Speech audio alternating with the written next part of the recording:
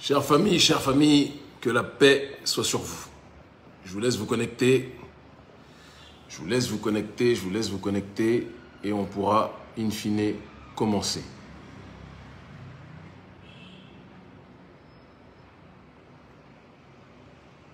Je vous laisse vous connecter. Donc, je cherche Romain Molina. Quand tu es là, Romain, fais signe.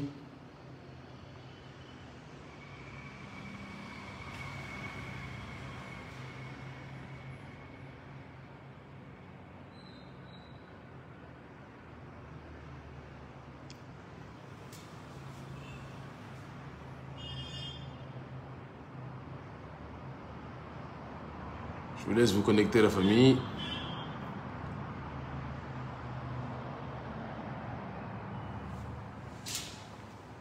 Quand vous serez présent, on pourra commencer.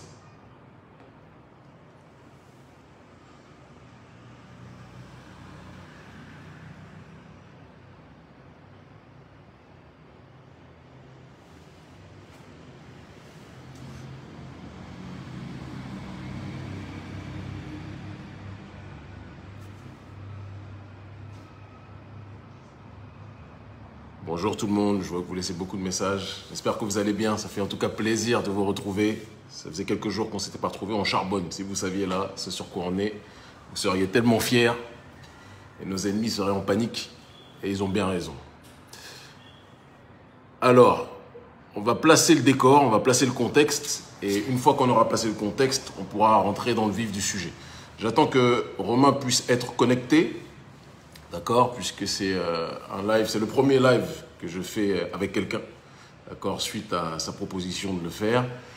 Et je vais vous expliquer pourquoi, de manière très simple, j'ai accepté de parler de cette thématique, de parler de ce sujet qui, à prime abord, ne semble pas être très politique et pourtant ça l'est extrêmement, ça l'est profondément. Et vous allez très rapidement comprendre le pourquoi du comment. On vous laisse vous connecter, on vous laisse vous connecter. Romain, je ne te vois pas.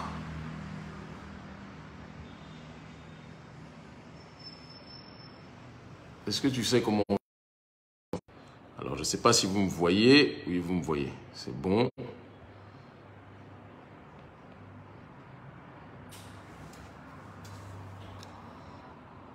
Donc, je ne vois pas.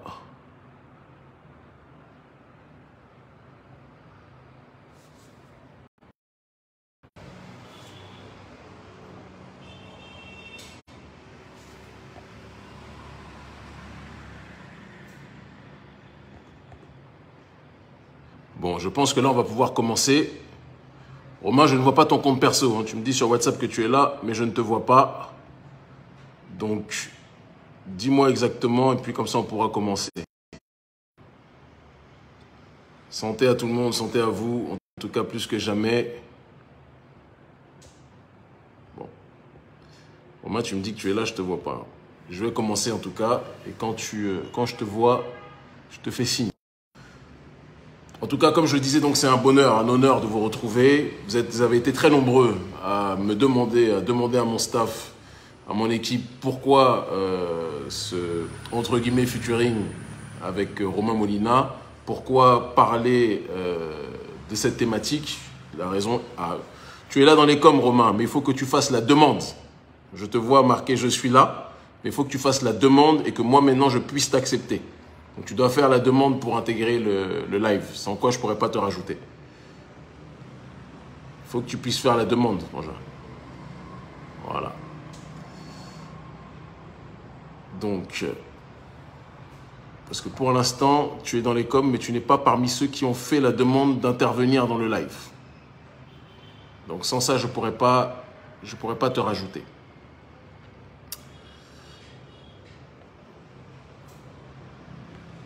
On va y arriver. On va y arriver, on va y arriver, on va y arriver.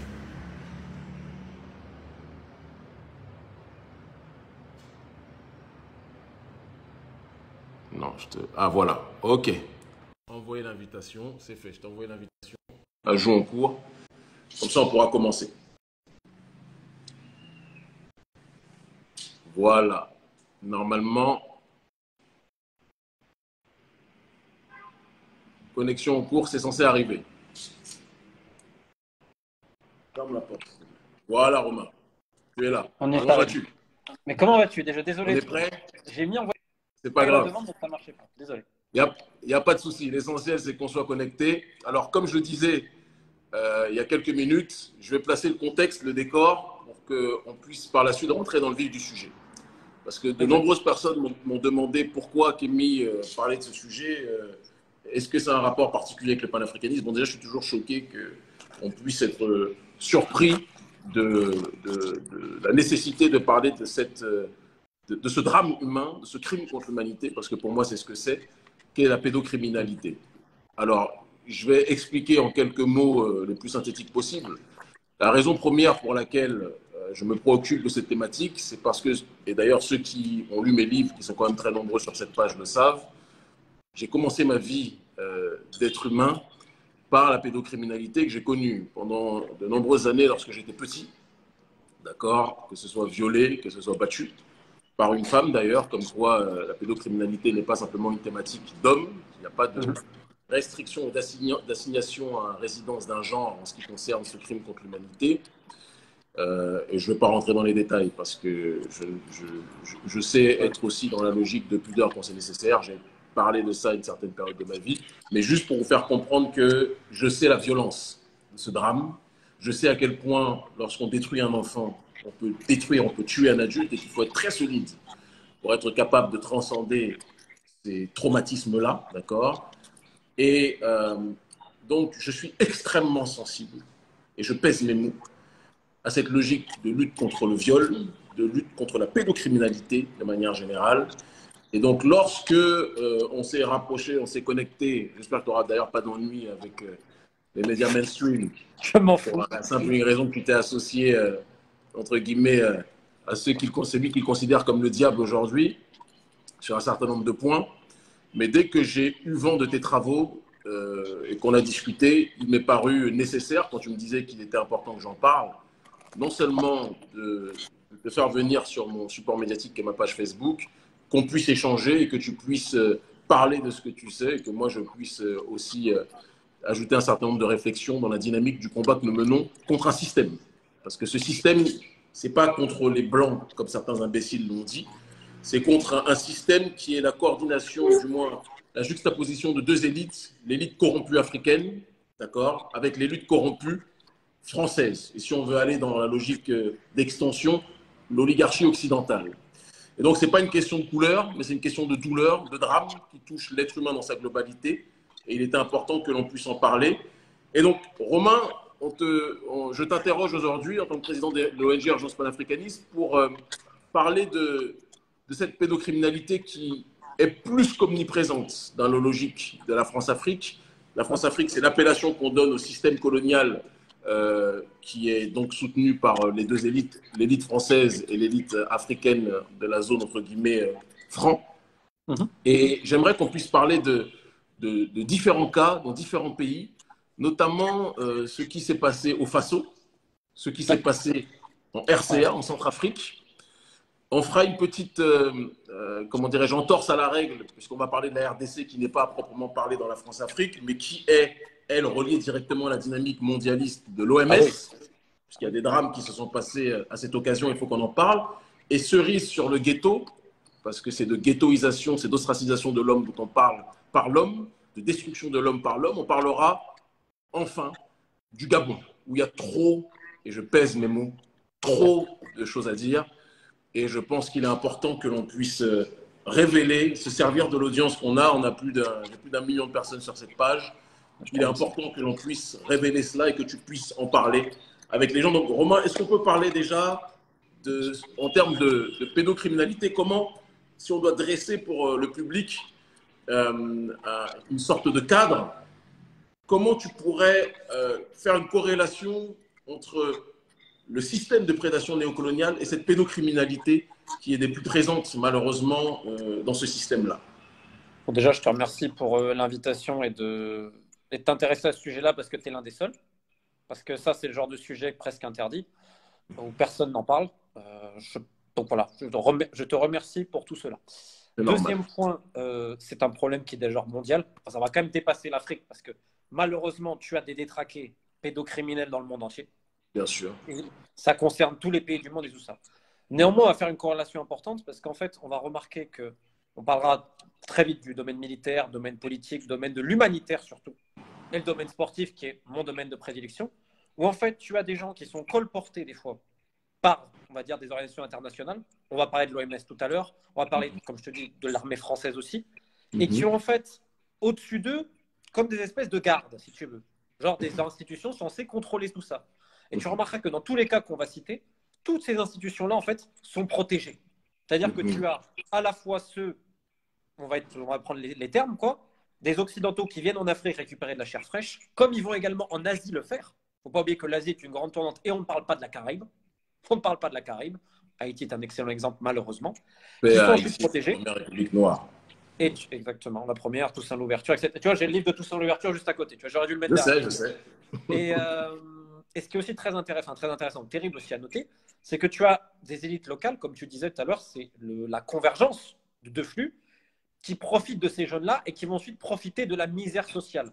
Moi, mon domaine, c'est principalement autour du sport. On pourra parler du Gabon tout à l'heure. Où là, en plus, ils ont quelque chose à agiter à ces jeunes-là. Entre guillemets, si tu veux réussir et entre guillemets sortir et avoir une ascension sociale, il va falloir respecter certaines choses. Et ils s'en prennent évidemment à des enfants qui vont bien évidemment choisir. Ça concerne à la fois des garçons et des fillettes.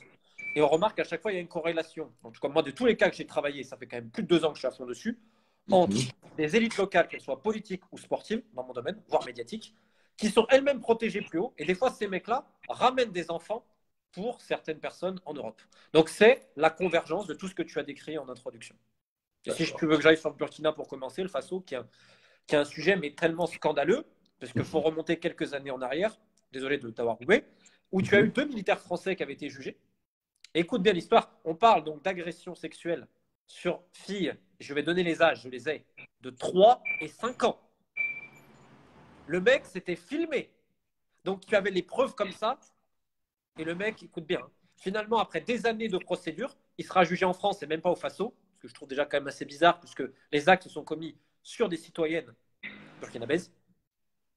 Et il a pris que 2 ans, et encore, c'était aménagé, etc. Je ne sais même pas s'il est allé en prison. Et le mec a dit, ah oui, je ne sais pas ce que j'ai fait. Pour des abus sexuels et des viols sur des filles de 3 à 5 ans, le mec s'est lui-même filmé. Il faisait partie de la mission française qui était en place au Faso. Et son autre collègue, alors lui, je me suis renseigné aujourd'hui, je ne sais pas ses appels, personne ne sait s'il a été condamné ou pas. Et j'ai eu d'autres personnes qui m'ont dit qu'évidemment, ce n'était pas les seuls. Un cas qu'on peut relier aux mêmes années en RCA, l'opération Sangaris, c'était bien ça, si j'ai bonne mémoire. Si j'ai bonne mémoire, bien. Tu as eu sur des mineurs de 9 à 14 ans. Et si tu veux, je me suis tapé toute la procédure. Je peux te dire que les documents, ils sont longs. Hein. Tu t'aperçois qu'en fait, ça a été dénoncé au niveau local par en fait, plusieurs victimes et témoins sont allés voir une ONG locale qui a remonté le truc au bureau des Nations Unies et ensuite, c'est encore allé plus haut. Et ça a attendu des années et des années. On parle d'enfants de 9 à 13 ans. On parle de plusieurs officiers français impliqués. Et finalement, c'est en 2013 que ça commence, les premières dénonciations. Et c'est en 2018, donc 5 ans plus tard, et je n'ai toujours pas compris pourquoi, la justice française a dit non-lieu. Alors, pas assez de preuves, je ne sais quoi. Alors que, selon, et je veux te dire que c'est un dossier que j'ai travaillé il y a 6 mois quand j'ai récupéré un peu ce dossier-là, le plus choquant dans cette histoire, c'est qu'à l'époque, tu as l'ONG locale qui a interrogé avec en présence de quelqu'un du Bureau des Nations Unies. Tu sais, il y avait une mission à l'époque en RCA, j'ai perdu le nom, Bureau des Nations Unies, je ne sais pas quoi. Ils ont eu plusieurs victimes, dont certaines sont mortes parce qu'en plus, l'un des salopards, excuse-moi l'expression, qui a fait ça avait une maladie sexuellement transmissible, tant qu'à faire, en plus de cela. Donc il y avait tout. Et ce n'était pas un témoignage, c'était beaucoup de témoignages. Et en 2018, on a eu en France, et il n'y a même pas eu de procès en RCA, tu te rends compte? Non-lieu. Alors qu'il y a eu de nombreuses victimes, et je redonne les âges, 9 à 13 ou 14 ans. Et au Burkina, on parle de filles de 3 à 5 ans. Mais il est très important, sans te couper, Romain, de notifier un élément qui me paraît quand même le plus meurtrier pour l'honneur et pour la dignité, c'est que ça s'est déroulé systématiquement en Afrique. Et parce qu'on a des élites qui sont des élites passoires, il faut qu'on soit aussi capable de le dire, ces drames-là ont été jugés. Tu me dis si je me trompe, mais par rapport aux éléments que j'ai à ma disposition, c'est de ça qu'il s'agit. Quand ils ont été jugés, les 3 quarts du temps, ce n'est pas le cas, mais quand ils ont été jugés, ils ne sont même pas jugés systématiquement sur place. Comme si, en gros, et c'est ça, de manière sous-jacente, c'est énoncé, c'est qu'on te fait comprendre que, mais il peut se passer tout ce qui se passe, nos dirigeants, ils se taisent, silence radio. Si quelque chose doit être fait, ça va être à la capitale, parce qu'en réalité, quand on parle France-Afrique, ce n'est pas simplement un système colonial, c'est devenu même quasiment un pays aujourd'hui, en disant des choses telles qu'elles sont, et donc ça va être jugé à la capitale. C'est quasiment de ça dont il s'agit. Et je souhaite, juste avant que tu continues, rebondir sur un fait. Il y a un proverbe qui dit qu'une civilisation n'est détruite par l'extérieur que si elle est rongée de l'intérieur, je le dis régulièrement. Comment tous ceux qui nous suivent peuvent-ils expliquer que nos dirigeants africains ne soient pas capables de protéger nos enfants? Ça, c'est une question fondamentale que je me pose. Quand on sait que les enfants sont les adultes de demain, comment ne peuvent-ils pas protéger ces derniers? Voilà. Donc, ce que tu énonces là est la matérialisation de quelque chose, pour moi, de fondamental et qui illustre encore une fois, non pas simplement la soumission, parce que dire la soumission signifie que ouais, c'est parce que les autres sont trop puissants. Non, la corruption de nos élites africaines qui acceptent, d'accord, de livrer leur peuple aux prédations les plus violentes. Voilà. Et on retrouve ces faits-là également à l'époque, rappelle-toi, en Asie du Sud-Est, notamment au Cambodge et autres, en Thaïlande, etc. Mais là, ce qui est absolument fou sur ces deux cas-là, et comme tu l'as dit, c'est que ça a été jugé en France pour des faits qui ont été établis sur le territoire burkinabé et le sol centrafricain. Et je trouve ça absolument, absolument fou. Et même la première condamnation, le mec, il prend 2 ans à ménager sur des viols sur des filles de 3 à 5 ans où il se filme lui-même. Mais attends, mais on est dans quel délire? Camille, on est dans quel délire? Tu as le nom du gars en question, du militaire en question? Sébastien, 40 ans. Et pas plus de détails. Par contre, les gens peuvent trouver, parce qu'il y a quand même quelques articles sur Internet de cette affaire-là, mais qui n'avaient pas fait grand bruit. Au contraire d'une autre affaire. Oui, parce que c'est étouffé. Tu sais très bien que ce genre de choses-là sont étouffées. Écoute, moi, depuis 2 ans et demi, quasiment, j'ai sorti beaucoup de scandales de pédocriminalité à travers le monde, parce que je ne fais pas que l'Afrique, j'ai fait de la Mongolie. Tiens, je peux te dire, je reste surtout dans le sport, moi, si tu veux. Sauf que le sport, comme tu le sais si bien, et notamment, pas qu'en Afrique, en Amérique latine, c'est pareil, c'est politique. C'est énormément politisé. Donc, en fait, je m'aperçois qu'il y a beaucoup d'autres cas.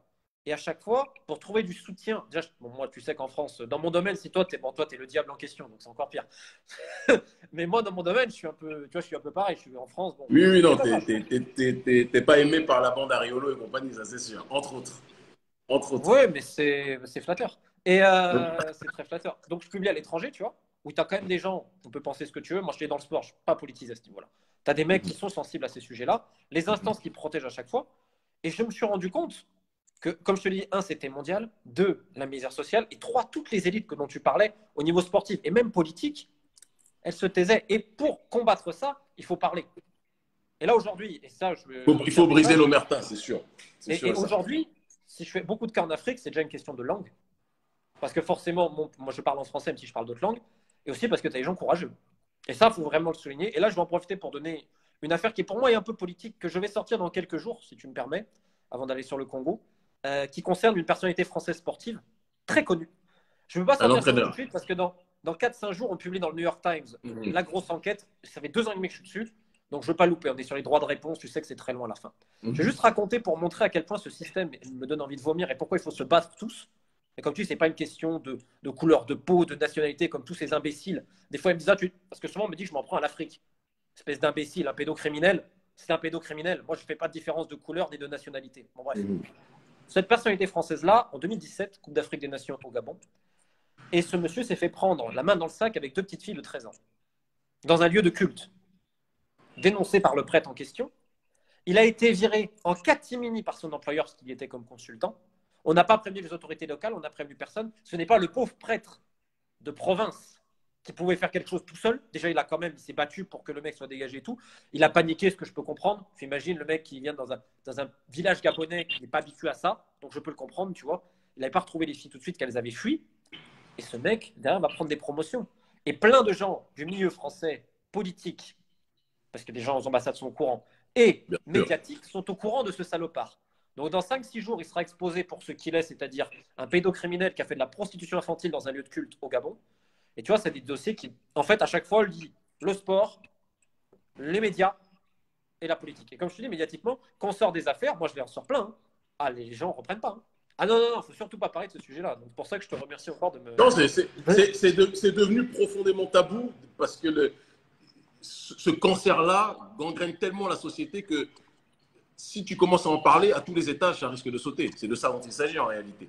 Mais je veux juste pour qu'on garde une ligne directrice, Bien et sûr, de toute désolé. façon, on va parler le plus possible de tout durant cette première séquence. Je pense qu'il y en aura d'autres parce que je veux qu'on puisse suivre les différentes étapes par rapport aux diverses révélations qui auront lieu. Mais donc, je te disais, on a parlé donc, du Faso, tu as exposé cela, la RCA. Centrafrique, la RCA, donc pour bien préciser, c'est encore pire parce qu'ils n'ont même pas été condamnés. Non, non, il y a genre non-lieu. Et attends, mais en France, et je te dis, ça a duré des années, déjà ne serait-ce que pour que les plaintes des petits, parce que c'était sur garçons notamment, remontent en haut. Ça a duré pendant quasiment un an et tu as l'ONU aussi qui est dedans. Il faut jamais oublier l'ONU. L'ONU qui a toujours un rôle très très trouble, c'est pas moi qui vais te l'apprendre, Bien sûr. notamment dans l'Afrique des Grands Lacs, si je peux me permettre. Bien On sûr. va pas parler en Libye. Et donc, le temps que ça monte, et tu as quelqu'un de l'ONU, alors j'ai perdu son nom, qui un jour est tombé là-dessus, qui a dit non, attendez, c'est pas possible. Et parce qu'aussi, il fallait protéger l'opération Sangaris, et je pense que la France a. Alors, j'ai pas tous les détails, mais j'ai quand même bien étudié le dossier depuis un an, parce que j'ai vu des gens en interne, mais on a eu des pressions politiques pour pas que ça sorte. Parce que les premières plaintes datent de 2013, l'affaire va sortir en 2015 et en 2018 non lieu. Alors que tu as plusieurs victimes présumées entre 9 et 13 ans, je ne vois pas l'intérêt de personnes qui n'ont de familles très modestes, d'enfants, de mentir là-dessus. Tu vois, Bien sûr. autant d'enfants qui mentiraient, Non, mais genre ce serait le complot des enfants un centrafricains. enfant, de toute façon, souvent les enfants, le problème c'est qu'ils sont confrontés quand ils subissent ce genre de choses. Je sais de quoi je parle. Ils sont confrontés parfois à l'incrédulité des autres. Mais un enfant ne peut pas se lever pour dire un tel m'a violé. Et surtout autant, parce qu'il n'y en avait pas qu'un. Il n'y en avait pas qu'un, ils ne se connaissaient ni d'Ève ni d'Adam. Donc ça, c'est un dossier absolument scandaleux. En 2018, à Paris, on a décidé non-lieu. Et à Bangui, on n'a rien dit. Donc on viole des enfants centrafricains.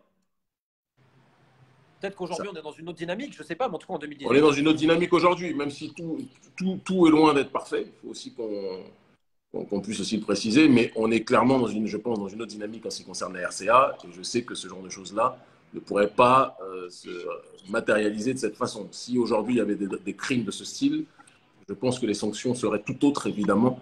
Et on en revient toujours, encore une fois, au système, le cadre dans lequel ces événements se déroulent. Parce que si le toit qui couvre la maison est un toit complètement troué et qui laisse n'importe quelle intempérie rentrer, forcément, ceux qui habitent à l'intérieur de cette maison, en l'occurrence les citoyens, seront les premiers fragilisés. Et c'est ce qui s'est passé à l'époque où la RCA était sous, quoi qu'on en dise, domination, influence d'une certaine oligarchie française en tant que telle. C'est important qu'on puisse le préciser, même si j'insiste, et c'est important qu'on le dise, la pédocriminalité n'a pas de couleur, n'a pas de religion, n'a pas d'origine géographique, et des gens de tous les peuples, de tous les groupes, même parfois de groupes prétendument vertueux, peuvent se livrer à la pédocriminalité.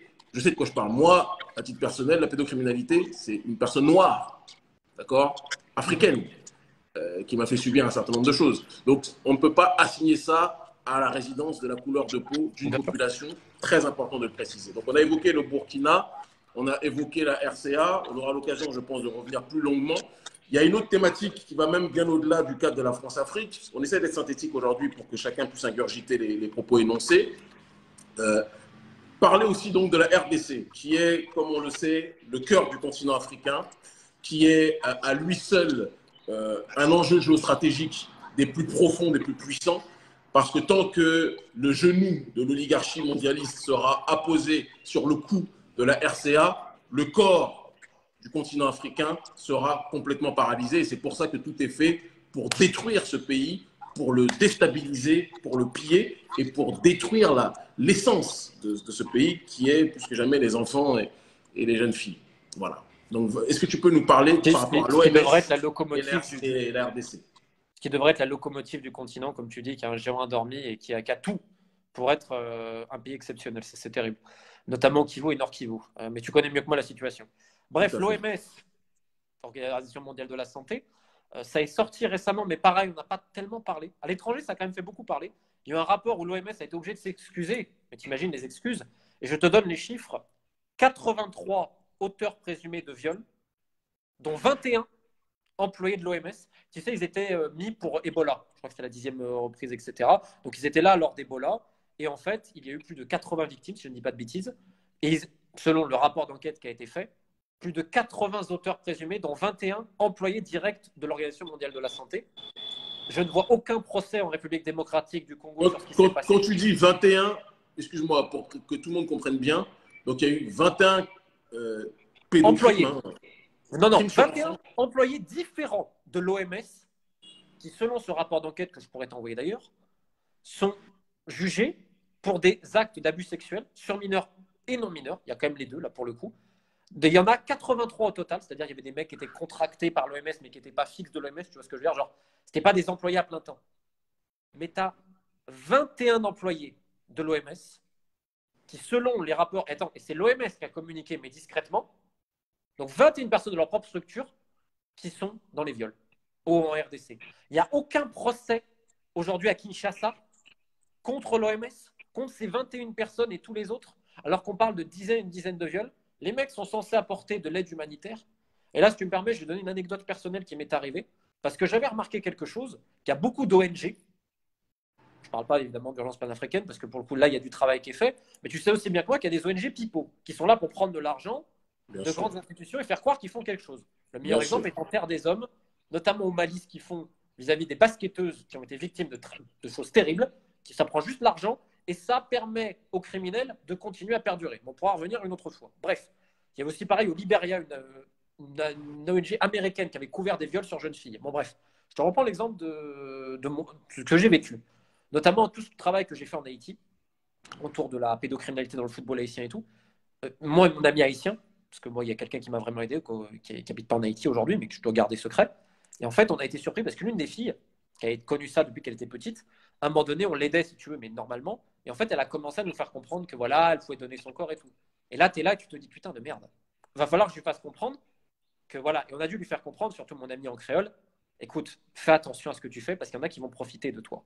Parce qu'en fait, pour certaines personnes qui ont perdu tout espoir, voir arriver des gens humanitaires comme ça, tu as une véritable ascendance sur eux. Je sais pas bien si sûr. et donc, c'est un nid à abus. Et là, je me dis, mais excuse-moi l'expression, mais il faut vraiment être la dernière des pourritures pour se permettre de faire ce que les gens de l'OMS ont fait. Parce que tu es en situation, que tu le veuilles ou non, et moi, je ne suis pas dans l'humanitaire, c'est simplement pour essayer de dénoncer, apporter un peu de justice. Et déjà, même moi, je voyais une emprise, etc. Et là, tu dois lui faire comprendre, écoute, tout ce qu'on t'a appris, oublie, parce qu'il y a des gens qui vont profiter justement de toi et ça va encore perdurer. Mais je n'en veux pas à cette fille-là, parce que depuis qu'elle a 12 ans, c'est la seule chose qu'on lui a appris. Et voir ce qui s'est passé en RDC, qu'il n'y ait aucun procès à Kinshasa, et que ça ne fasse pas la une, attends, c'est quand même gravissime. C'était en quelle année en RDC, s'il te plaît? Mais ça, je crois que ça date d'il y a quelques mois.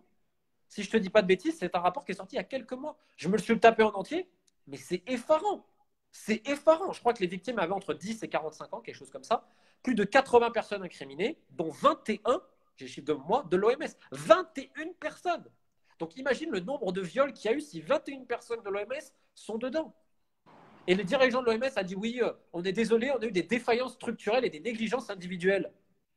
Des négligences individuelles, c'est ça? Viol sur enfant, c'est négligence individuelle? Et après, ils viennent te donner des leçons sur comment se comporter, ce que tu dois manger, ce que tu dois. Mais tu vois, c'est quand même honteux. Et là, c'est vraiment l'oligarchie mondiale qui va chercher la bonne chair en Afrique et qui en plus se donne bonne image en disant si je traduis, on va les aider, regardez Ebola, etc.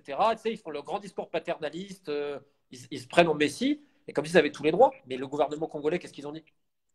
Rien. Mais parce qu'ils touchent leur bachiche et parce qu'ils ont leurs avantages aussi dedans. Et que je pense que sans trop m'avancer, il est fort possible que dans le gouvernement de l'époque, certaines personnes étaient très au courant de ce qui se passait. Et bon, on ne va pas lancer des accusations, laisse la calomnie, mais je pense que quand des choses à ce niveau-là se réalisent, les autorités sont obligatoirement au courant. Il ne faut pas qu'on nous fasse croire le contraire. Bon, ok. C'est entre 2018 et 2020. Et le rapport est sorti il y a quelques mois. Et les gens peuvent le trouver sur Internet, honnêtement. Après, c'est sûr, c'est long. Mais quand tu fais les conclusions, tu dis attends, là, il y a un gros problème, en fait. Et c'est ça, c'est qui devrait faire la une. L'OMS, aujourd'hui, devrait être jugé à La Haye, déjà, et surtout à Kinshasa. Surtout à Kinshasa, rien.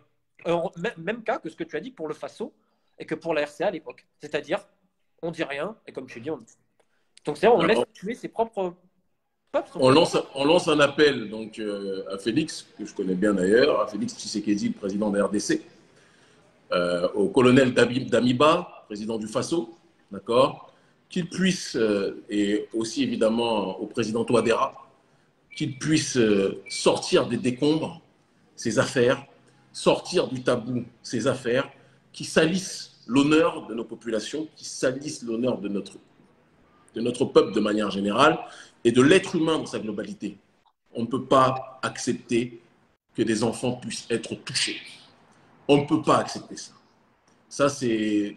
Les enfants, c'est ce qu'il y a de plus cher chez l'être humain. On doit les protéger plus que tout, avant tout.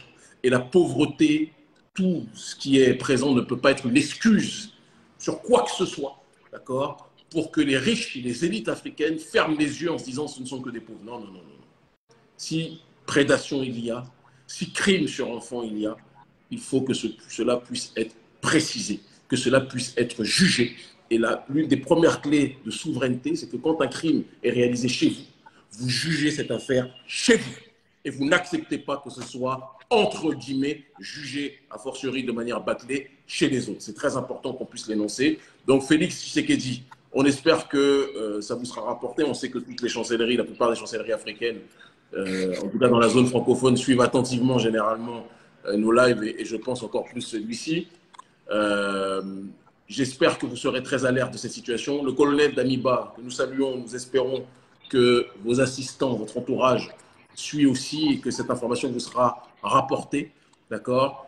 Et enfin, le président Touadéra, je pense que vous avez tous les éléments là pour sortir cette affaire et que celle-ci puisse être jugée. On fera ce qui est en notre possible pour que suivi puisse y avoir sur ces différents dossiers.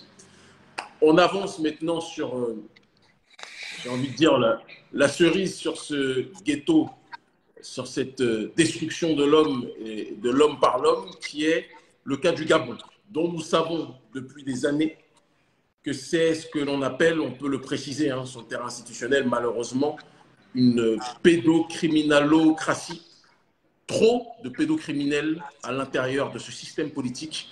Ça fait très longtemps qu'en Afrique francophone, ces informations circulent, que les enfants font l'objet de rites, de rituels en termes de viol, d'accord, de torture parfois. Certains d'entre eux témoignent.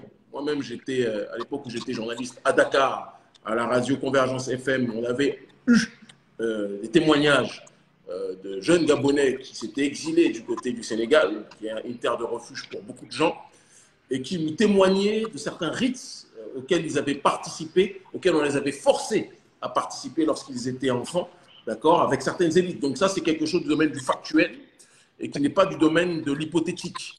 Et je voudrais que tu puisses donc nous parler d'un certain nombre de dossiers qui sont liés évidemment au sport, mais le sport est l'une des plus grandes armes de la politique, comme le cinéma, comme un certain nombre d'autres armes en tant que telles, et que tu puisses nous parler donc de cette pédocriminalité au Gabon à travers des faits concrets et matériels que l'on pourrait évoquer. Bon, moi, ça fait 2 ans et demi quasiment que je travaille sur ces dossiers-là gabonais. J'ai commencé parce que un Gabonais que je connais, qui est en France aujourd'hui, un jour m'a dit Romain, il faut qu'on prenne le temps. Il a commencé à m'expliquer à travers le football, le réseau, etc. Et ensuite, en remontant et tout, et j'ai mis 2 ans à publier la première enquête dans le Guardian, donc en Angleterre. Et donc, depuis que j'ai commencé ces affaires qui ont été publiées en décembre, on a déjà 5 personnes, donc 5 cadres sportifs au très haut niveau gabonais qui ont été emprisonnés et qui ont avoué donc, les viols sur mineurs. On a l'un des plus grands maîtres de taekwondo qui, en plus, voulait se faire appeler le Chaka Zulu. J'ai pas compris. Tu as dit quoi? Le mec, en plus, a voulu se faire appeler le Chaka Zulu, qui est un héros gabonais, etc., qui s'appelle M. Martin Vera. Donc, lui, prison. L'un des entraîneurs de l'équipe nationale de tennis, Dandy Poitiers, sur des viols sur des filles qui avaient depuis l'âge de 6 ans. Et 3 encadreurs de football, dont Patrick Assoumoui, qui, je vais te le dire honnêtement, a DREP, comme ils disent au Gabon, au moins 1000 petits. Et je suis gentil dans les chiffres. C'est sans doute beaucoup plus. Tu peux redire son nom, s'il te plaît? Patrick Assoumoui, il s'appelle. Dit Capello. C'est donc un Gabonais qui était coach de l'équipe moins de 17 du Gabon, qui fait partie de l'élite sportive du pays, qui a envoyé les jeunes ensuite à Montaigu en France pour le tournoi, parce qu'il y avait toujours cette idée de dire si tu veux aller en France, si tu veux aller en Europe, il y a les conditions. Les conditions, il appelait ça la présence d'esprit. C'est-à-dire qu'il insufflait la présence d'esprit aux jeunes. Tous les Gabonais qui ont été dans le foot connaissent cette histoire-là. 30 ans que ça a duré. Il y a des activistes gabonais que je salue, Stéphane Zeng, le battre en chef Yann, et d'autres qu'on salue qui font un boulot remarquable. Il y a plein de gens sur le terrain qui font le boulot. Il faut quand même le préciser. Notamment au Gabon, peuple merveilleux d'ailleurs, avec un courage incroyable. Parce que je n'ai jamais vu des gens aussi courageux pour témoigner dans toutes les affaires que je gère. Donc, si tu veux, il y en a 5 aujourd'hui qui sont en prison, sauf qu'il y en a d'autres, parce que c'est un réseau qui est colossal. Je vais juste rester dans le football, et tu vas voir pourquoi le football politique, et tout le monde est lié. Dans les années 90, je vais t'expliquer comment ça passe pour que les gens comprennent. On est dans les années 90 au Gabon. À l'époque, il y a un cirque qui s'appelle le cirque de l'Équateur, qui est à Libreville, qui est tenu par des Français, où il y a pas mal déjà d'histoires de pédocriminalité. Et c'est dans ce cirque-là où le fameux Patrick Assoumoui va être, entre guillemets, initié. Bon. Ensuite, tu as un franco-gabonais qui s'appelle Quand Guy. tu dis initié, excuse-moi de te couper parce que les Vas-y, mots ont un vas-y. sens. Quand tu dis initié, c'est-à-dire que c'était dans quel cadre? Est-ce que c'était dans le C'est-à-dire que cadre les gens de sa de famille. loge? Est-ce que c'était dans… Comment les Alors, choses se déroulent? Parce qu'il faut alors aussi lui, préciser que le Gabon bien sûr. est une des grandes terres de la maçonnerie dont on On va connaît. en parler. Après, il y a maçonnerie, malheureusement, il y a diverses tendances maçonniques. Il y a la maçonnerie à un niveau très élevé et la maçonnerie de surface que l'on présente pour certaines personnes. Dans tous les cas, c'est quelque chose que nous combattons, que je combats de manière très claire. Mais le Gabon est une terre très importante sur ces thématiques-là et on connaît la corrélation de la maçonnerie avec la logique du colonialisme et avec la logique de destruction d'une certaine partie de nos populations. Est-ce que tu peux nous parler de ça et Bien le sûr. mettre dans un cadre, s'il te plaît? Parfait. Donc, quand je te parlais d'initiation au cirque, là, c'est sur l'acte. D'accord. Là, c'est sur l'acte. Sauf qu'en effet, ce monsieur fait partie d'une loge qui s'appelle la Rose-Croix, je ne dis pas de bêtises, qui est un mouvement, où tu vas remarquer énormément de ces personnes footballistiques qui font partie de l'ordre de la Rose-Croix. Il y a une autre loge, je crois que c'est la loge de la Panthère. Alors, je ne suis pas expert à ce niveau-là du tout. D'accord. Parce que Néanmoins, la Rose-Croix et la maçonnerie, même si ça fait… Tout ça, c'est un ensemble hein, en réalité. Mais la oui, Rose-Croix a oui, ses oui. spécificités, la maçonnerie a ses spécificités aussi. Mais très bien, vas-y, continue. OK. Mais ils sont très solidaires les uns avec les autres. Du moins, Bien sûr. dans ce cas-là. Le reste, je ne Bien connais pas sûr. assez, donc j'en parlerai pas. Donc, D'accord. on est dans les années 90. Et là, tu as un franco-gabonais qui a de l'argent, qui est un homme d'affaires, qui s'appelle Guy Lionel Mandarano, qui lui va aussi se mettre dans le football parce qu'en fait, il se rend compte que dans le football, on parle souvent du milieu de la religion, de l'école pour les jeunes. Mais l'accès que tu as dans le sport pour les jeunes, il est incroyable. Il est phénoménal. Et donc, avec d'autres personnes, dont un Camerounais, et là, je vais te raconter une histoire parce que ce mec avait feinté sa mort, mais je vais te la dire après. Et je vais donner son nom, il s'appelle Thierry Baokin, et il est aujourd'hui à Douala. Et lui, ce mec-là doit terminer en prison. Ce mec est le diable. Mais vraiment. Et donc, en fait, ces trois-là vont commencer à faire ce concept de la présence d'esprit, etc., lié ensuite à la Rose-Croix. Et ensuite, il y a beaucoup de gens qui vont les rejoindre, dont un homme très proche du pouvoir, qui s'appelle Hervé Patrick Opianga, qui est député. Opianga, il est député actuellement. Il a son parti politique. Oui, oui, il a été député, il est très, très proche du pouvoir. Très, très proche d'Ali Bongo. HPO, comme on l'appelle, il est à Mounana. Et en fait, lui, ça va être la protection politique de ce réseau-là, avec d'autres personnes très, très proches du pouvoir. On peut penser au général Idriss Ngari. On peut penser à Frédéric Gassita. Les Dans le noms que Gabon, tu cites sont des noms de personnes impliquées dans les actes pédocriminels. soit en couverture, soit parce qu'ils ont donné des enfants, oui. Parce que le général Idriss Ngari avait le club du FC 105, qui est un club important au Gabon, où se passaient ces actes-là. Tu as le club de l'USM, tenu par Jean-Boniface Assélé, très proche du pouvoir, dont la fille, Nicole Assélé, a été ministre au Gabon, ministre des Sports, et faisait du chantage sexuel sur les jeunes du handball, je te le dis. C'est-à-dire qu'à l'époque, si tu voulais jouer dans l'équipe nationale du Gabon, on parle du plus haut niveau, hein, il fallait avoir des rapports sexuels avec cette dame-là qui était ministre des Sports, Nicole Assélé. Et donc, dans ce club de l'USM, tu avais 3-4 coachs pédophiles, dont certains sont en prison aujourd'hui pour attouchement sur enfants de 8 à 10 ans. Et donc, si tu veux, tu as plein de clubs là, et même en équipe nationale, avec ce fameux Hervé Patrick Opianga, manager général des Panthères à l'époque, député, homme très proche du pouvoir, qui disait que c'était simple. Si tu voulais jouer, il fallait remplir des conditions. Et tu avais des coachs qui s'échangeaient presque les joueurs. Et moi, je vais te raconter des trucs qui m'ont été… J'ai interrogé une trentaine, une quarantaine de gamins qui ont été victimes de ça. D'accord? Tu as des rites. On demande même des sacrifices humains. Tu as des gens dans la Coupe d'Afrique d'Aviation 2012 n'ont pas été en sélection du Gabon parce qu'ils ont refusé de donner un membre de leur famille. Ce que je te dis est vrai. C'est 2 ans et demi de boulot. J'ai entendu des pères de famille aujourd'hui. C'est des mecs qui ont 30 ans, qui ont 40 ans, en pleurs. En pleurs. Je vais même te raconter l'anecdote la plus terrible que j'ai. Elle est en sélection moins de 17 du Gabon. Ils ont demandé à un joueur et à son frère, ils les ont mis dans une chambre noire où tu avais des mecs avec des trucs blancs et une lumière rouge. C'était comme une espèce d'orgie. Et lui et son frère ont été violés. Donc, on est dans le satanisme pur. Et pour te montrer un autre exemple qui est lié d'ailleurs à la Rose-Croix, là, le fameux franco-gabonais Guy Lionel Mandarano, qui est très important, qui, je le répète, amène les joueurs en France. C'était le grand agent gabonais de l'époque. C'est lui qui faisait la passerelle entre la France et le Gabon. Et où les garçons gabonais allaient en France, ensuite en Bretagne, qu'est-ce qui se passait? Parce qu'il y avait des gens qui payaient. Je ne sais pas. Mais il y a beaucoup de possibilités. Écoute bien, et ça c'est terrible.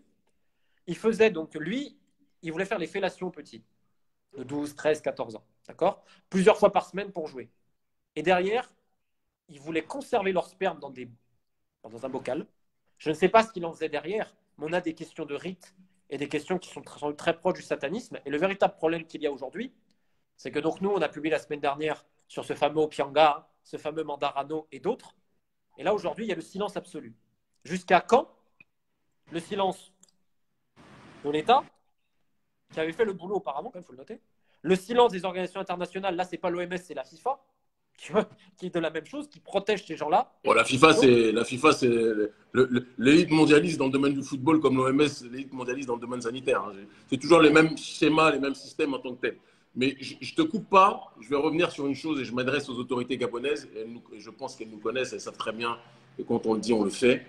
Il y a eu le Mali, il y a eu le Faso, il y a eu la Guinée. Il y a d'autres pays où ça va se passer de cette façon aussi.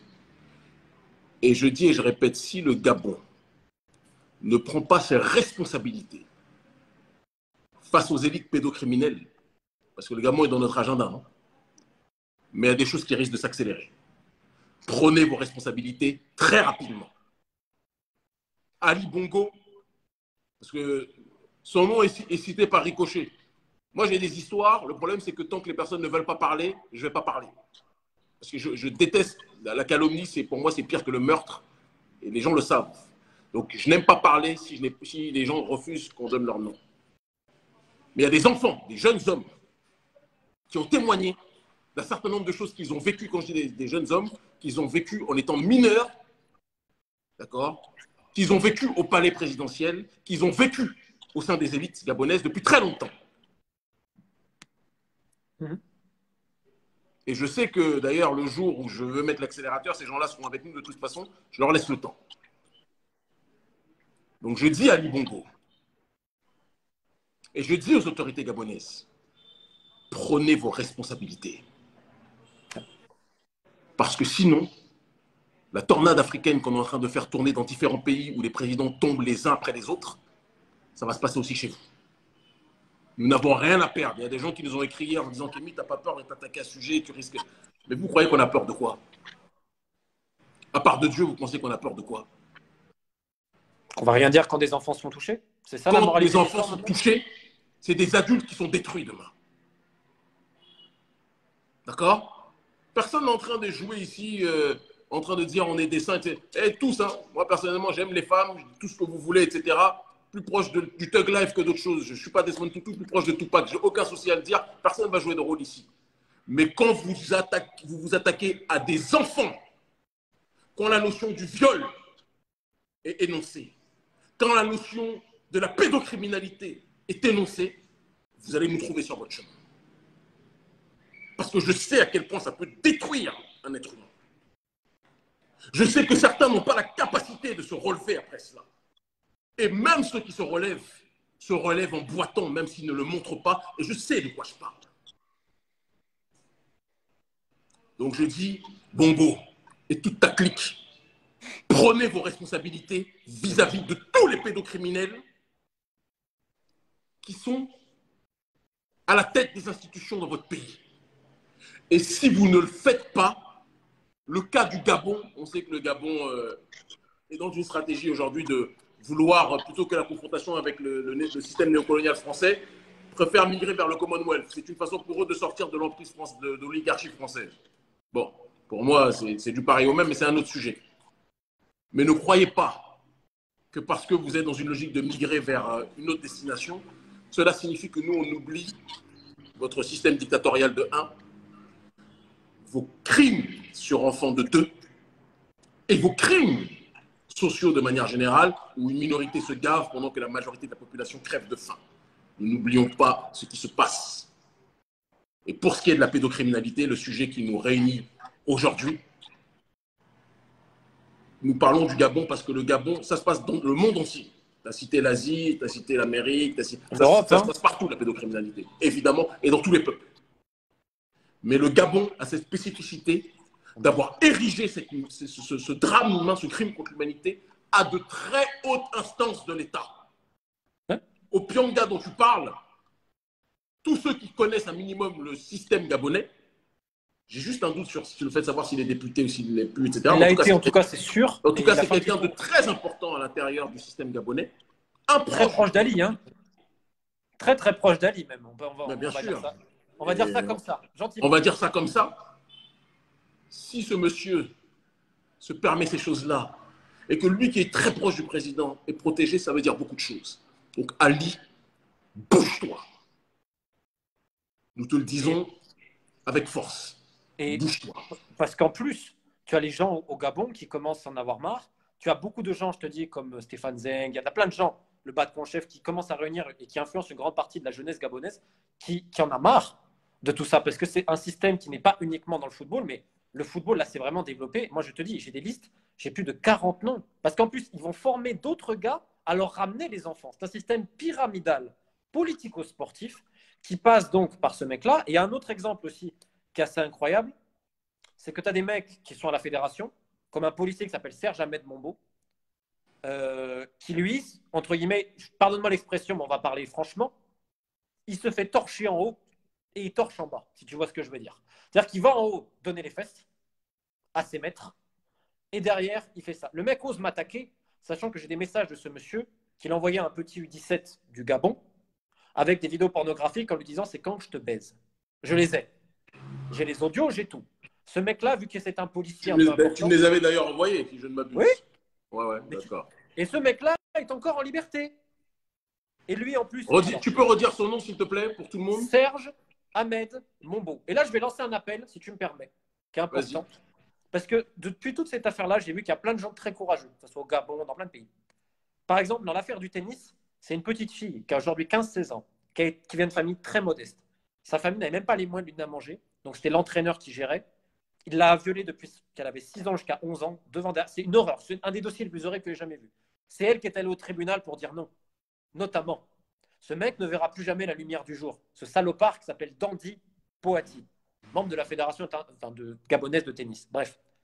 Et j'ai vu des gens dans le taekwondo qui se sont levés dans le football gabonais. Et là, je veux t'interpeller, toi, parce que tu le sais. Les joueurs de l'équipe nationale, ils ne risquent rien. On est d'accord, toi et moi. Tu as des gens qui ont reçu ces propositions et qui ont refusé. Et leur carrière internationale s'est peut-être un peu arrêtée.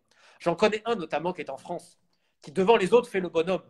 Moi, je refuse. Au moment de parler, ah non, je ne connais pas ça. Et donc, il laisse les gens au pays qui n'ont rien avoir le courage qu'ils ont. Et c'est un courage incroyable et je les remercie. Donc, je lance cet appel, si tu me permets, que ce soit dans le dossier d'Opianga, de Serge Ahmed Mombo, l'amant du président de la fédération gabonaise également, hein, M. Mugengi, qui a été réélu là, encore magnifique, de tous ces mecs-là, de Léo Kadi, parce que c'est pareil, les femmes, c'est pareil, Madame Nicolas Sélé, parce qu'il y a les hommes et les femmes, comme tu le disais, Claude Mbourouno, les gens au Gabon comprendront. Contactez-moi. Il y a une manière de me contacter sécurisée, mon site internet, mettez mon nom, romainmolina.com, machin. Si vous me contactez sur mes réseaux, parce que moi, si tu veux, quand on mène un combat, on le mène au bout. Et pour moi, ce qui se passe au Gabon, c'est unique dans le monde, parce que c'est tellement imprégné dans les instances que des fois, je me dis, même en France, on a des élites en France, très clairement là-dedans, qui ne s'en cachaient pas, les Cohn-Bendit et tout ça, on le sait. Mais à ce point, ça soit autant imprégné de partout, je pense que c'est unique au monde. Et donc, ce cas-là, avec le courage de ces gens au Gabon, qui est magnifique, et vraiment, je les encourage à prendre leurs responsabilités, à me contacter, à faire quelque chose, on peut influencer non seulement le continent, moi, je te l'ai dit, je pense que c'est le monde entier. Et là, aujourd'hui, ce qui se passe, c'est quand même une libération de la parole dans mon domaine, qui est le sport, notamment sur les violences faites aux jeunes. Et je ne parle que des fédérations, je ne parle pas des petits clubs, je parle des équipes nationales. Parce que moi, mon but, et je te l'ai dit, Kémy, et je vais le dire parce qu'il faut être très clair avec les gens, moi, mon but, c'est de mettre le nez dans la fange à toutes les organisations internationales, l'ONU, la FIFA et tout, qui aujourd'hui se servent de mon travail pour dire oui, on va faire un centre international contre les abus pour les sportifs. Ils m'ont interrogé pour que je rentre dedans, et j'ai commencé à dire ouais, et la France et l'Argentine. Et on m'a dit oula, mais ces pays, il y a des lois. Je dis, donc, en gros, on ne va pas les suspendre. Genre, on va traiter que. Moi, c'est pas possible. Donc, il faut leur mettre le nez dans le purin, pardonne-moi cette expression-là, en Ah bah, parlant. Là, aujourd'hui, on est en train d'influencer le monde entier, qui tout part d'Haïti, ensuite le Gabon. Moi, j'ai fait plein de cas comme ça. Et je remercie tous ces gens-là parce qu'ils ne se rendent pas compte qu'en parlant, en me contactant, ils vont inciter d'autres personnes à le faire. C'est pour ça que j'ai eu le cas de la Barbade, de Saint-Kitts-et-Nevis dans la Caraïbe. Il y a des gens qui me disent, oh, on s'en fout. C'est genre la vie d'un petit de la Barbade, elle a moins d'importance que la vie d'un Américain ou d'un Japonais. Ça a la même importance. Et c'est pour ça que c'est clé, parce qu'on parle des gens qui dirigent le sport international. Et donc, je relance cet appel. S'il y en a qui veulent me contacter pour tous les cas dans ces fédérations-là, moi, je prends, parce qu'aujourd'hui, c'est le combat d'une vie. Et on aura ce centre un jour qui va vraiment exister. Il sera indépendant et autonome. Avec nos règles. Et que toutes ces putains d'organisations, la FIBA aussi, pour en parler, tiens, l'organisation du basket, la FIFA et tout, doivent signer. Et en matière d'abus, notamment sur mineurs, c'est cette organisation qui s'occuperait de tout ça et qui travaillerait en commun avec la justice civile. Parce que c'est simple aujourd'hui. Moi, je serais patron de la FIFA, j'irai à Haïti au Gabon en disant, vous ne voulez pas aider vis-à-vis des enquêtes, etc. On enlève tous les financements. T'inquiète pas que les gouvernements ils vont aider. Hein. C'est aussi simple que ça. Parce que c'est aussi une question d'argent et d'image. Donc moi, je continuerai jusqu'au bout. Et c'est pour ça que je te remercie. Et si des gens ont cette motivation, mais ils me contacter. Moi, des fois, je termine à 4 h du matin quasiment tous les soirs, parce que je travaille beaucoup sur Haïti avec le décalage horaire, et je suis fier de le faire. Tous ensemble, on y arrivera. Ils finiront par comprendre, comme dirait un certain Kémy Seba. Ils finiront par comprendre. Tu as presque réussi à me faire sourire avec cette dernière phrase, alors que tout ce que j'entends depuis tout à l'heure me donne plus envie de casser mon téléphone et de pleurer que de rire. Mais je mets cette conclusion, parce qu'il y en a qui vont manger dans pas longtemps. D'accord. J'adresse un message à tous les nôtres. Et quand je dis à tous les nôtres, j'ai envie de dire même à tous les autres, quelle que soit leur couleur de peau. Le silence face à la pédocriminalité, pour moi, ça vous rend complice de cette réalité. Le silence face au viol, ça vous rend complice de cette réalité. Il ne faut pas attendre que ça arrive sur vos gosses. Il ne faut pas attendre que ça arrive sur les gosses de votre cousin ou de vos voisins. Quand on détruit un enfant, on détruit l'humanité. Et je vous le dis et je vous le répète, ceux qui vivent sans enfant, à 30 ans ou à 40 ans ou à 50 ans, l'être humain qui a vécu cette réalité peut se réveiller au milieu de la nuit en faisant des cauchemars, en étant replongé dans ce qu'il a connu enfant. Je dis que quand vous touchez un enfant, vous ne savez pas ce que vous êtes en train de créer. Donc je m'adresse une dernière fois aux autorités, entre guillemets autorités, hein, parce que ce sont des autorités très sincèrement, autorités de l'anus, mais pas forcément du cerveau. Je vous le dis et je vous le répète, il vaut mieux que vous preniez vos responsabilités. Félix, il y a des choses qui ont été dites du côté de la RDC. Par rapport à l'OMS, on aimerait bien que ce dossier soit déterré. Le colonel Damiba, que nous saluons du côté du Faso, il y a un dossier qui a été évoqué, important d'en parler. RCA, président Touadéra, pareil. Je sais que tout ce qu'on dit là, ça va être relayé auprès des chancelleries, puisque toutes les chancelleries africaines francophones nous regardent, de manière générale. Et on a beaucoup de retours, on travaille avec beaucoup de diplomates, on parle avec beaucoup de diplomates aussi. Et in fine, le Gabon, Ali, prends tes responsabilités. Il y a parfois la stratégie de couper des têtes pour éviter que la tête ultime tombe. Je ne vais pas rentrer dans les détails. Ali, prends tes responsabilités. Parce que je fais le serment devant Dieu. Ça fait trop longtemps que le nom du Gabon revient sur ces questions, depuis trop d'années. J'avais sorti dans Afrique Adulte, qui était un média qui était un pied de nez au Torchon Jeune Afrique, qui est le journal néocolonial par excellence.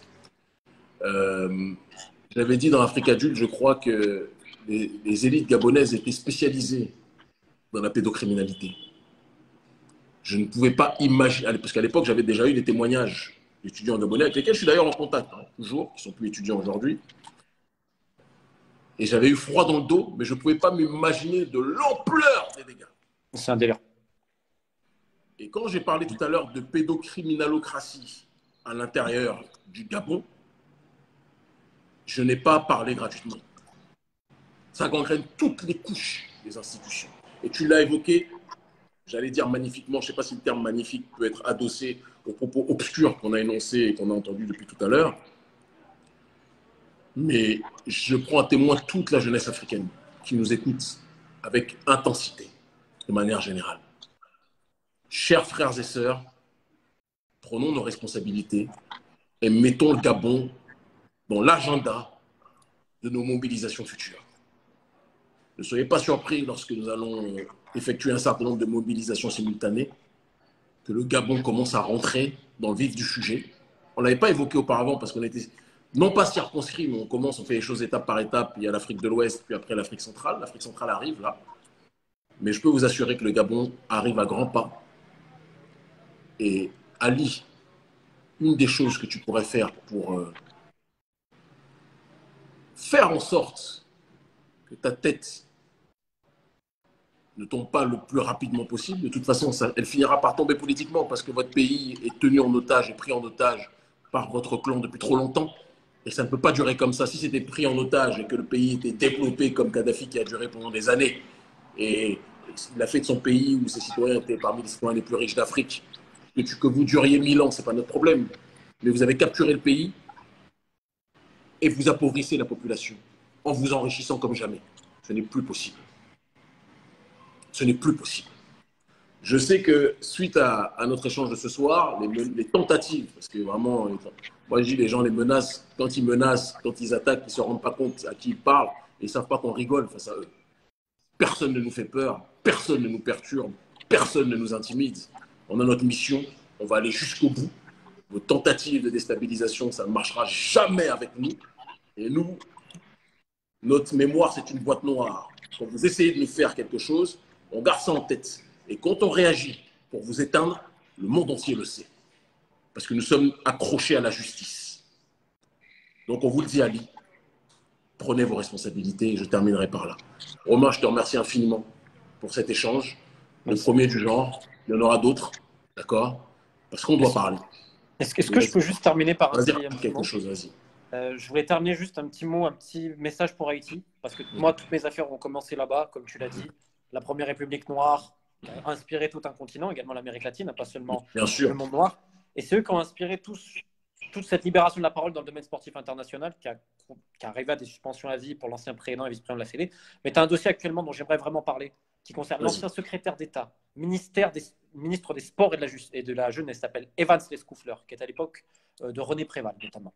Ce monsieur-là est accusé par l'ambassadeur haïtien à l'UNESCO, et par ancien ambassadeur, comme je m'étais trompé, il s'appelle monsieur Claude-Alix Bertrand, qui a connu ça dans l'école de Saint-Louis de Gonzague, une grande école en Haïti, quand il avait entre 11 et 13 ans, des viols répétés.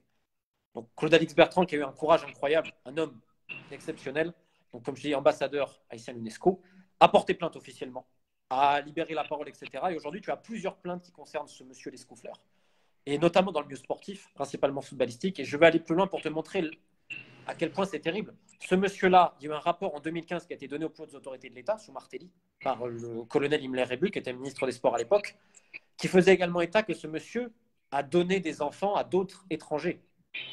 Ce rapport n'a jamais été publié. Donc la justice civile, la société haïtienne est en droit de demander ce rapport qui concerne l'un de leurs plus grands politiciens des 20 dernières années.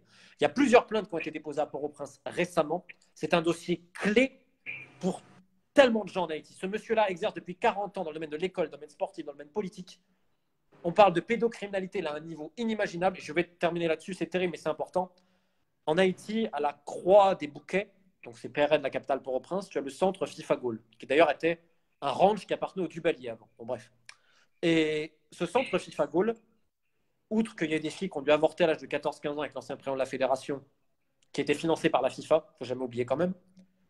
Dans ce centre-là, tu as un petit qui s'est suicidé suite aux abus de cet ancien ministre des Sports. Donc j'aimerais saluer sa famille, j'aimerais le saluer lui là où il nous regarde, probablement. Penser à lui, à tous les autres. Et que justement, ce qu'on fait aujourd'hui, il faut que les gens comprennent, c'est qu'on dit non à l'impunité. Parce que plus on gardera le silence, plus ces monstres pourront agir sans problème. Il est temps de dire stop. C'est pour ça que je te remercie encore. Et voilà, non, merci pas, c'est mon devoir. Tout a commencé là-bas. Un message à eux. Courage, on y arrivera. Haïti, la Mecque de la cause africaine, les vrais le savent. On sera de retour prochainement. Et pour tous les autres pays évoqués, de toute façon, c'est l'humanité globalement qui est touchée. On est ensemble. Merci infiniment, Romain. C'est une première séquence, il y en aura d'autres. On va suivre les travaux de près. Et nous-mêmes, par rapport à ce qui nous est rapporté, c'est des choses qu'on va désormais continuellement évoquer en fonction de nos possibilités. parce qu'il n'y a pas un système d'oppression sans que diverses tentacules soient évoquées. Et ce système d'oppression, il est global de manière générale. Il touche notre peuple en priorité, mais il touche l'être humain dans sa globalité. Et ça va dans toutes les couches. En Occident, là, des gens sont victimes de pédocriminalité, des gens parfois au sein de familles très riches, aussi bien issus du prolétariat. Ça dépasse les classes sociales, etc. Et donc, on doit en parler, c'est un problème universel. Je vous remercie infiniment. Je te remercie infiniment, Romain. Et on se tient au jus très rapidement. On va continuer à évoquer ces sujets. Merci Force beaucoup. à vous tous. Ils finiront par comprendre. Merci.